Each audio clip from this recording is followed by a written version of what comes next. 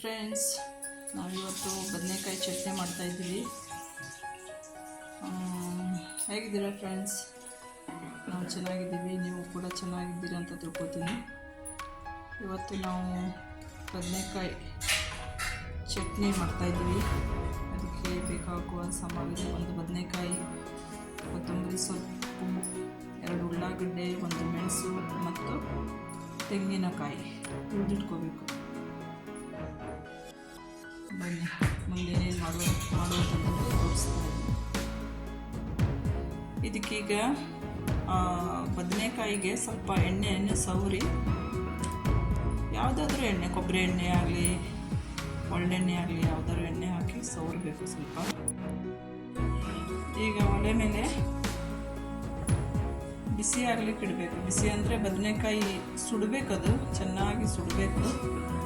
ಸುಡೋ ತನಕ ಚೆನ್ನಾಗಿ ಬೇಯಿಸಬೇಕು. ಅದಕ್ಕೆ ಸಣ್ಣ ಲೋ ಫ್ಲೇಮಲ್ಲಿ ಇಟ್ಕೊಂಡು ಎಲ್ಲ ಸುತ್ತಲೂ ಚೆನ್ನಾಗಿ ಹುರಿಯಬೇಕು. ಬದನೆಕಾಯಿ ಹೇಗೆ ಸುಡ್ಕೋಬೇಕು, ಚೆನ್ನಾಗಿ ಸುಡ್ಕೋಬೇಕದು. ಹೀಗಾಗಬೇಕು.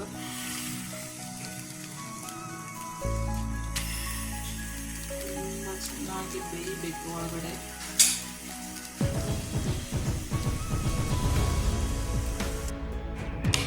ಈಗ ಎಲ್ಲ ಕ್ಲೀನ್, ಸಿಪ್ಪೆ ಎಲ್ಲ ತೆಗೆದು ಕ್ಲೀನ್ ಆದ ನಂತರ ಇದೆಲ್ಲ ನೋಡಬೇಕು ಒಳಗಡೆ ಏನೇನು ಹುಳ ಗಿಡ ಇದೆ ಏನು ಅಂತ ಹೇಳ್ಕೊಂಡು ನೋಡಿಕೊಂಡು ಸಣ್ಣಕ್ಕೆ ಹೆಚ್ಕೋಬೇಕು. ಅಂದರೆ ಅದರಲ್ಲೇ ಮ್ಯಾಶ್ ಮಾಡಬೇಕು. ಅದು ಸ್ಪೂನಿಂದ ಮ್ಯಾಶ್ ಮಾಡಬೇಕು ಸ್ವಲ್ಪ.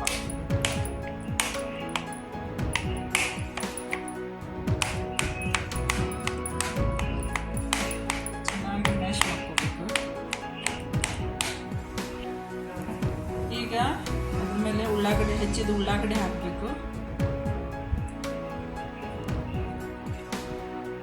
ಹೆಚ್ಚಿದ ಉಳ್ಳಾಗಡ್ಡೆ,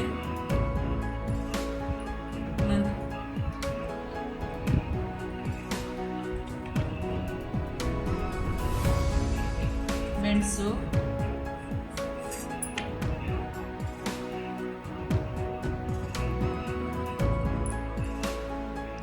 ನಂತರ ತೆಂಗಿನಕಾಯಿ ತುರಿ, ಹಸಿ ತೆಂಗಿನಕಾಯಿ.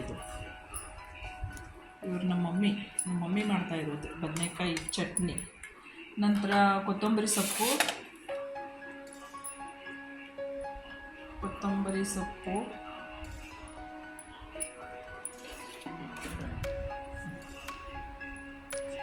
ನಂತರ ರುಚಿಗೆ ತಕ್ಕಷ್ಟು ಉಪ್ಪು,